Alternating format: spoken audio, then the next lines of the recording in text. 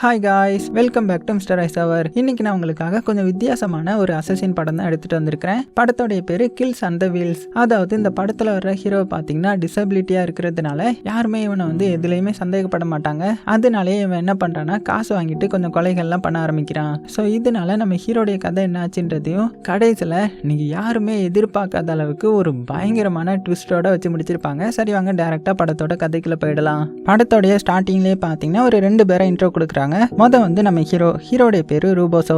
அதாவது நம்ம ஹீரோ 3 வருஷத்துக்கு முன்னாடி ஒரு மிகப்பெரிய அசசினா இருந்திருப்பான். ஆனா அப்ப நடந்த ஒரு ஆக்சிடென்ட்னால அவனால நடக்க முடியாம போயிருக்கும். அதனால இன்ன வரைக்குமே அவன் வீல் சேர்ல தான் இருக்கிறான். இப்ப அடுத்தது ஜென்ன்ற மாதிரி ஒருத்தனை காமிக்கிறாங்க. இவன் பிறந்ததுல இருந்தே பாத்தீங்கன்னா டிஃப்ரெண்ட்லி ஏபிள்டா இருக்கிறதுனால வாழ்நாள் ஃபுல்லுமே பாத்தீங்கன்னா வீல் சேர்ல தான் இருந்திருக்கிறான். அது போக இவனுக்கு க்ளோஸ் ஃப்ரெண்டு ஆடம்னு ஒருத்தன் உண்டு. எப்போதுமே 2 பேரும் ஒன்னா தான் இருப்பாங்க. 2 பேரும் அனாத ஆசிரமத்துல தான் தங்கியும் இருக்காங்க. அது போக நம்ம ஜென்னுக்கு பாத்தீங்கன்னா காமிக்ஸ் வரைகிறதுனா ரொம்ப ரொம்ப பிடிக்கும். ரொம்பவே சூப்பராகவே வரைவான். இப்படி இருக்க ஒரு நாள் இந்த ஜென்னும் ஆடமும் பாத்தீங்கன்னா ஒரு ஸ்ட்ரீட்ல இருந்து இந்த ஃபயர் எக்ஸ்டிங்விஷர் இருக்குல்ல அதை வச்சு விளையாடிட்டு இருக்காங்க ஜாலியா. ஏன்னா அவங்களுக்கு கிடைக்கிற டைம்லாம் இந்த மாதிரி சும்மா ஏதாவது விளையாடுவாங்க. அந்த டைம்ல நம்ம ஹீரோ இருக்கான் இல்லையா, அவனும் அந்த வழியா அப்படியே கிராஸ் ஆகுறான். ஸோ இவங்க 2 பேரும் பண்றதை பார்த்து யாரா அவனுங்க சும்மா இருக்க மாட்டானுங்களா அப்படின்னு சொல்லிட்டு நேரா அவங்க கிட்ட டேய் ஒழுங்கு மரியாதையா இருக்க மாட்டீங்களா அப்படின்னு அவங்கள போட்டு பயங்கரமா திட்டிட்டு அங்கிருந்து கிளம்பும் போது நம்ம ஜென்னு ஹீரோவை அட்டாக் பண்றான். எப்படி நீ இப்படி சொல்லலான்ற மாதிரி. அவ்வளவுதான், நம்ம ஹீரோ சும்மா இருப்பானா? பதிலுக்கு அவங்கள அடிச்சு 2 பேரையும் கீழே தள்ளி விட்டுறான். ஸோ இப்படி இவங்களை கீழே தள்ளி விட்டதுமே நம்ம ஹீரோக்கு கொஞ்சம் கஷ்டமாகிடுது. ஸோ அந்த பையனும் வீல் சேர்ல தானே இருக்கிறான், நம்ம இப்படி பண்ணிட்டோமே அப்படின்னு சொல்லிட்டு சரி வாங்கடா நான் ஒரு பார்ட்டிக்கு தான் போறேன், என் கூட வாங்க அப்படின்னு சொல்லி 2 பேரையும் ஒரு பார்ட்டிக்கு இன்வைட் பண்றான். அப்புறமா எல்லாரும் சேர்ந்து அந்த பார்ட்டில என்ஜாய் பண்றாங்க. அப்ப நம்ம ஹீரோ அந்த ஜென் கிட்ட நான் என்ன வேலை பாக்குறேன் தெரியுமா, நான் ஹிட்மேனா இருக்கிறேன். இந்த மாதிரி இருக்கிறதுனால நிறைய பேருக்கு என் மேல சந்தேகம் வராது. ஸோ நீயும் அந்த மாதிரி தானே இருக்கிற. ஸோ நீயும் உன்னுடைய ஃப்ரெண்டும் என் கூட சேர்ந்துடுறீங்களா, சேர்ந்தா நிறைய சம்பாதிக்கலாம், இந்த மாதிரி பயங்கர லக்ஸரியஸா வாழலாம் அப்படின்ற மாதிரி எக்ஸ்பிளைன் பண்ணிட்டு இருக்க. அடுத்த சீன்லயே பாத்தீங்கன்னா நம்ம ஜென் இருக்கான்ல, அவன் என்ன பண்றான்னா ஒரு ஹாஸ்பிட்டல் போறான். ஏன்னா அவனால நடக்க முடியுமான்றதை செக் பண்ணி பாக்குறதுக்காக. ஸோ அந்த டாக்டரும் அவனை செக் பண்ணி பார்த்துட்டு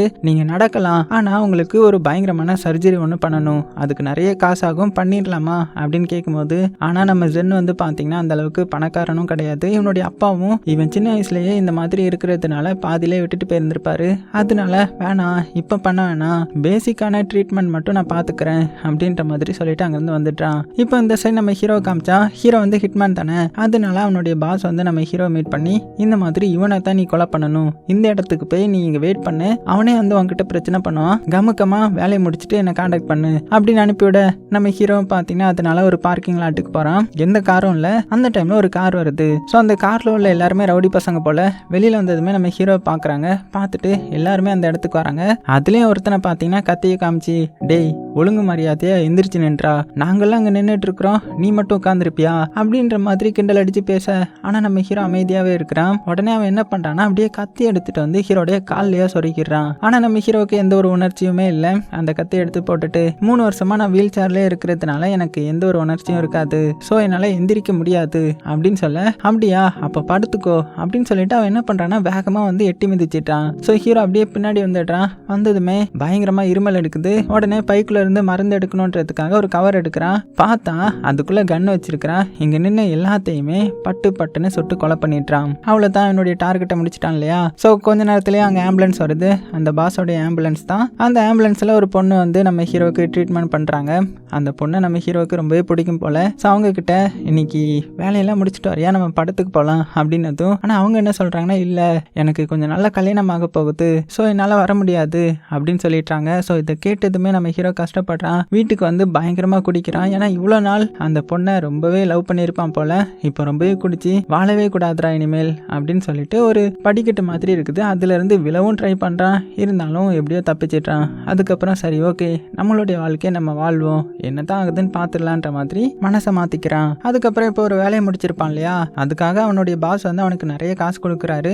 கொடுத்துட்டு இங்க பாரு நம்மளுடைய ரூல் என்னன்னு தெரியும்ல, நீ மற்றவங்க கூட சேர்ந்து ஒர்க் பண்ணக்கூடாது, தனியாக தான் இருக்கணும், உன்னை பற்றி யாருக்குமே தெரியக்கூடாது சரியா அப்படின்ற மாதிரி ஸ்ட்ரிக்டாக சொல்கிறாரு. ஸோ நம்ம ஹீரோவும் சரின்னு சொல்லிட்டு அங்கேருந்து அப்படியே தனியாக போகலான்னு போகும்போது அந்த இடத்துக்கு நம்ம ஜென்னும் ஆடமும் வராங்க. காரில் வந்திருக்காங்க.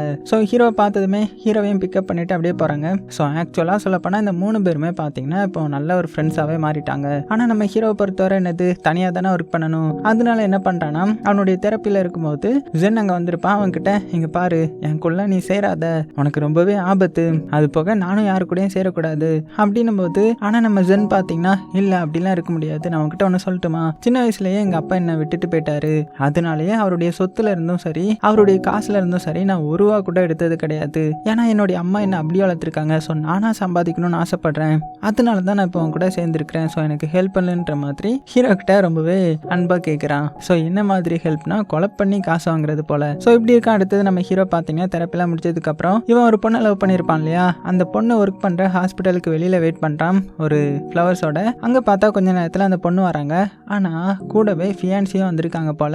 ஸோ அதை பார்த்ததுமே நம்ம ஹீரோ மனசு கஷ்டப்பட்டு அங்கிருந்து அப்படியே போயிட்டான். இப்படி இருக்க என்னதான் இருந்தாலும் வேலை அழைக்கும் இல்லையா, அதனால அந்த பாஸ் வந்து நம்ம ஹீரோ மீட் பண்ணி இங்க பாரு அடுத்தது நீ ஒரு கொலை பண்ணணும், ஆனா அவனை கொலை பண்றது கஷ்டம், ஏன்னா அவனை கொலை பண்றதுக்கு ஒரே ஒரு வழி வெளி இடத்துல வச்சு தான் கொலை பண்ண முடியும், அவன் தனியா அவனுடைய வீட்டுக்கோ இல்லைன்னா பிசினஸ் பண்ற இடத்துக்கோ போனா அவனை பார்க்க முடியாது, ஸோ எப்படியாவது கொலை பண்ணிரு அப்படின்னு சொல்லிட்டு அடுத்த ஆர்டரையும் கொடுக்க.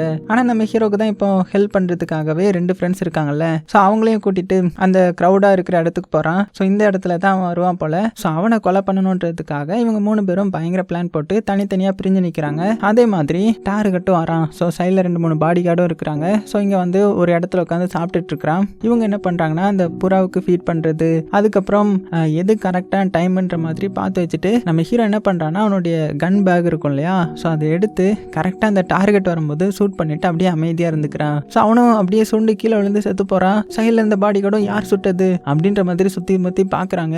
ஆனால் இங்கே ஹீரோடைய ஃப்ரெண்டு பண்ண வேலையினால புறா பறக்கிறதுலையும் க்ரௌடாக இருக்கிறதுனாலையும் யார் ஷூட் பண்ணாங்க, எந்த இடத்துல இருந்து ஷூட் பண்ணாங்கன்றத அந்த பாடி கார்டால் கண்டுபிடிக்க முடியல. அது போக இவங்க எல்லாருமே வீல் சேரில் இருக்காங்க இல்லையா, ஸோ அப்படியே நைஸாக அங்கேருந்து தப்பிச்சு ஓடி வந்துட்டாங்க. அதுக்கப்புறம் நம்ம ஹீரோ பார்த்தீங்கன்னா அப்படியே அந்த லவர் பொண்ணு போகிற பஸ்ஸில் போகிறான். ஆனால் அந்த பொண்ணு பார்த்தீங்கன்னா நம்ம ஹீரோ பின்னாடி வர்றதை பார்த்துட்டு இங்கே பாரு எனக்கு கல்யாணம் இருக்குது, இந்த நீயே வந்துரு அப்படின்ற மாதிரி இன்விடேஷனை கொடுத்துட்டு போகிறாங்க. அவ்வளோதான், நொந்து போயிட்டான். அதே டைமில் ஹீரோடைய பாஸ் இருக்கார் இல்லையா, அவர் வந்து நம்ம ஹீரோ வந்து அவனுடைய ஃப்ரெண்ட்ஸ் கூட சேர்ந்து தான் கடைசியால் கொலை பண்ணான்றத பார்த்துட்டாரு. அதனால ஹீரோவை கூப்பிட்டு பயங்கரமாக அடிச்சு போட்டு இங்கே பாரு உங்ககிட்ட என்ன சொல்லியிருக்கேன், நம்ம ரூலை பொறுத்தவரை தனியாக தானே ஒர்க் பண்ணணும், இதை பற்றி வெளியில் தெரிஞ்சால் என்ன ஆகும்னு தெரியும்ல அப்படின்னு சொல்லிட்டு அடுத்ததே பார்த்தீங்கன்னா இவனுக்கு அடுத்த டார்கெட்டையும் கொடுக்குறாரு. அது வேற யாரும் கிடையாது, இவனுடைய அந்த 2 ஃப்ரெண்ட்ஸையும். ஸோ ஹீரோவுக்கு என்ன பண்ணுறதுன்னு தெரியல, அதனால அந்த 2 ஃப்ரெண்ட்ஸ் கிட்ட நம்ம மீன் பிடிக்க போகலாமா அப்படின்னு சொல்லிட்டு 2 பேரையும் நைஸாக ஒரு இடத்துக்கு கூட்டிகிட்டு வரான். ஸோ ஒரு கட்டத்துக்கு மேலே கார் போக முடியாது போல, அதனால அப்படியே அந்த காட்டு பாதைக்குள்ள அப்படியே நடந்து ஒரு இடத்துக்கு மீன் பிடிக்கிறதுக்காக வந்துட்டாங்க. அதுக்கப்புறம் தூண்டில இறைய மாட்டி அப்படியே தண்ணிக்குள்ள போட்டு மீன் பிடிச்சிட்டு இருக்க இந்த ஆடமுக்கு வந்து ஏதோ மாட்டிக்கும் போல, அதனால அவன் இழுக்க முடியாம இழுத்துட்டு இருக்கிறான். உடனே ஹீரோ என்ன பண்றான்னா நைஸா வந்து அந்த ஆடமை தள்ளி விட்டுறான். ஸோ இதை பார்த்து ஜென்னும் ஷாக்காகி அப்படியே வீல் சேர்ல இருந்து கீழே விழுந்து ஃப்ரெண்டுக்கு கை கொடுக்க ட்ரை பண்ணிட்டு இருக்கிறான். ஆனா நம்ம ஹீரோ இவனையும் வந்து தள்ளி விட்டுறான். ஸோ 2 பேரும் தண்ணிக்குள்ள மூழ்கிட்டு இருக்காங்க. ஹீரோவும் பார்த்துட்டு இருக்கிறான். சரி இங்க இருந்து போயிடலாம் அப்படின்னு போகலான்னு போகும்போது அவனால போக முடியல, ஏன்னா கூடவே இருந்த ஃப்ரெண்ட் இல்லையா, அதனால என்ன பண்றான்னா வேற வழி இல்லாம அவனே இறங்கி எப்படியோ 2 பேரையும் காப்பாத்திட்டான். அவனுங்களும் ஏன்டா அப்படி பண்ண அப்படின்னு கேட்கும்போது இல்ல சும்மா ஜோக் பண்ண அப்படின்ற மாதிரி விளையாட இவனுங்களும் பாத்தீங்கன்னா நம்பிட்டாங்க. அதுக்கப்புறம் இந்த இடத்துலயே ஒரு கேம்ப் ஃபயர் மாதிரி போட்டு ஜாலியா என்ஜாய் பண்றாங்க. பிடிச்ச மீன் எல்லாம் சுட்டு சாப்பிட்றாங்க.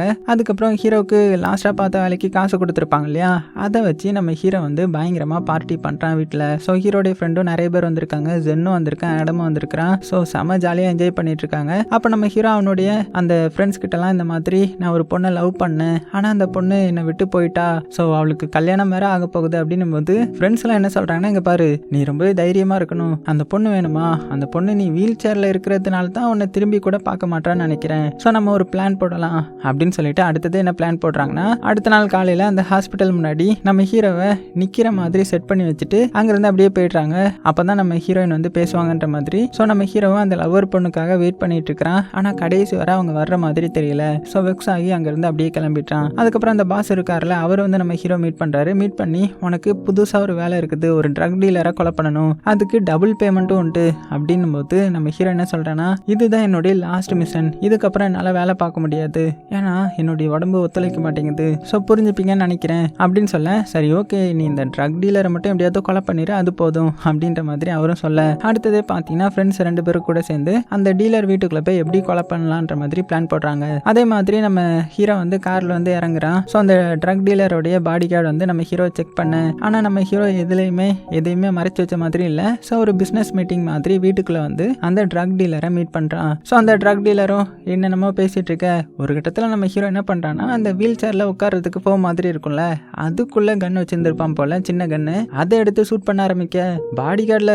2 பேர் செத்துட்டாங்க. ஆனால் அந்த மெயின் டார்கெட்டை வந்து தப்பிச்சு போய்ட்றான். ஐயோன்ற மாதிரி அவனை தேடி போக ஆரம்பிக்க அவன் என்ன பண்ணுறான்னா கன் எடுத்துட்டு வெளியில் நின்று 2 பாடி கார்டையும் உள்ளே வர சொல்ல பயங்கரமான சண்டையே நடக்குது. ஆனால் நம்ம ஹீரோக்கு நிறைய எக்ஸ்பீரியன்ஸ் இருக்கும் இல்லையா, அதனால ஏமாற்றி எப்படியோ அந்த பாடி கார்டையும் கொலை பண்ணிட்டு கடைசியாக ஒளிஞ்சிருந்த டார்கெட்டையும் எப்படியோ கொலை பண்ணிடுறான். ஸோ மிஷன்லையும் ஜெயிச்சாச்சு. ஆனால் பிரச்சனை என்னன்னா இப்போ இங்கேருந்து சீக்கிரமாக வெளியில் போய் ஆகணும். ஏன்னா போலீஸ் வர மாதிரியான சவுண்டு கேட்குது. உடனே கேட்டுக்கிட்ட வந்து எவ்வளவோ வெளியில் வந்துடலான்ற மாதிரி ட்ரை பண்ணுறான். ஸோ இங்கே காரில் வெயிட் பண்ணிட்டு இருந்த ஃப்ரெண்டு 2 பேருக்கும் பதறுது. ஏன்னா போலீஸ்கார் வேற பக்கத்தில் வந்த மாதிரி சைரன் சத்தம் கேட்குது. உடனே நம்ம ஜென் இருக்கான் இல்லையா, அவன் என்ன பண்ணுறான்னா வேகமாக கீழே இறங்கி அந்த சரிவிலேயே அப்படியே கட்டுப்பாட்டை மீறி போகிற மாதிரி போலீஸ்காரை அப்படியே ஸ்டாப் பண்ண இங்கே நம்ம ஆடம் என்ன பண்ணுறான்னா காரை வச்சு அந்த கேட்டை உடச்சி எப்படியோ நம்ம ஹீரோ காப்பாற்றிட்டான். ஸோ கடைசியாக 3 பேரும் அங்கேருந்து எப்படியோ தப்பிச்சிட்டாங்க.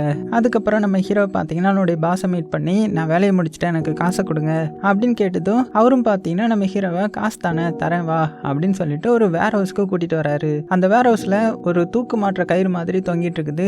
அதுக்கிட்ட வந்துட்டு எவ்வளோ தைரியம் இருந்தால் நீ என்னை ஏமாத்திருப்ப, நான் உன்னுடைய ஃப்ரெண்டை கொலை பண்ண சொன்னல, ஏன் கொலை பண்ணல அப்படின்ற மாதிரி கேட்குறான். ஸோ ஆக்சுவலாக அவர் பார்த்துட்டா இருப்பால.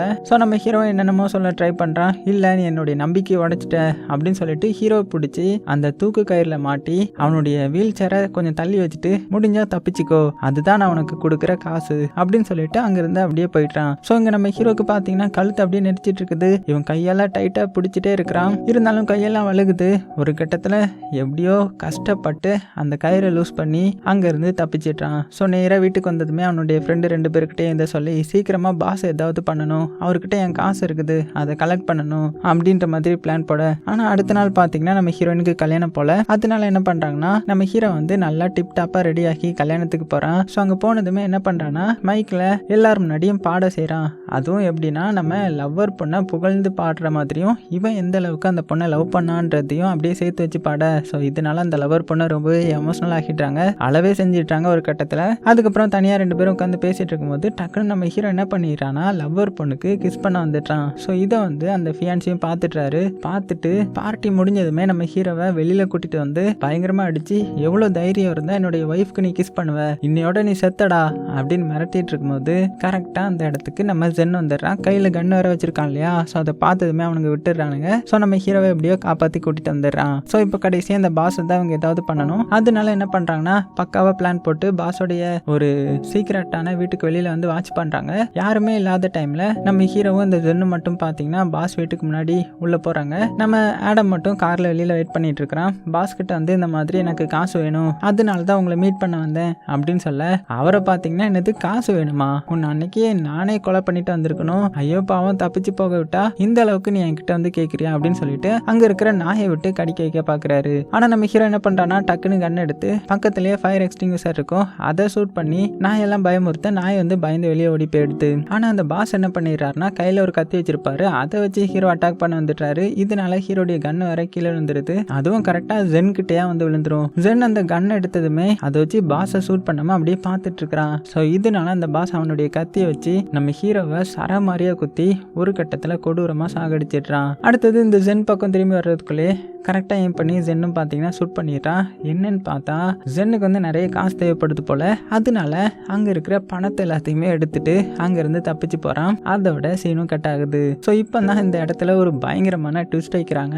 என்னன்னா இப்போ கதையாக நடந்துச்சு இல்லையா, அது எல்லாத்தையுமே நம்ம ஜென் வந்து அப்படியே காமிக்ஸாக வரைஞ்சிட்டு இருக்கிறான். பார்த்தா இது எல்லாமே இவனுடைய காமிக்ஸ் கதை போல. ஜென்னுடைய அப்பா வேற யாரும் கிடையாது, இப்போ ஹீரோவா ஒருத்தன் தான் இல்லையா, அவரு தான் பார்க்கறதுக்கு ஹீரோடைய அப்பா மாதிரி இருப்பாரு. ஸோ அந்த போட்டோ வச்சு தான் நம்ம ஜென் வந்து இந்த காமிக்ஸை உருவாக்கி இருக்கிறான். ஏன்னா அப்பாவை இது வரைக்கும் நேரில் இந்த ஜென் வந்து பார்த்தது கிடையாது, அதனால தான் இந்த மாதிரி காமிக்ஸை உருவாக்கி அது மூலமா கடைசியாக ஜென் ஜெயிச்ச மாதிரி இந்த காமிக்ஸை முடிக்கிறான். சர்ப்ரைஸ் பண்ற மாதிரி இந்த காமிக்ஸும் பார்த்தீங்கன்னா பயங்கர ஹிட் அடிக்குது. நிறைய பப்ளிஷர் வந்து அதை வாங்குறதுக்காக வராங்க. ஸோ இதனால ஜென்னுக்கும் நிறைய காசு கிடைக்க அவனும் ஓரளவுக்கு செட்டில் ஆகுறான். ஸோ கடைசியாக அவனுடைய ட்ரீட்மெண்ட்டையும் பார்க்க ஆரம்பிக்கிறான். அதோட இந்த படத்தையும் முடிக்கிறாங்க. ஸோ இது கொஞ்சம் ஆவரேஜான படம் தான், இருந்தாலும் ஒரு 10-15 நிமிஷத்துக்குள்ளே பார்க்குறதுக்கு கொஞ்சம் ஒர்த்தாக தான் இருந்திருக்கும். ஸோ எப்படி இருந்துச்சுன்றதை மறக்காம கீழே கமெண்ட் பண்ணுங்கள். அடுத்தது ஒரு சூப்பரான படத்தோட வந்து உங்களை மீட் பண்ணுறேன். சேஃபாக இருங்க, உங்களுக்கு பிடிச்ச எல்லாத்தையுமே ரொம்ப ரொம்ப சேஃபாக பார்த்துக்கோங்க.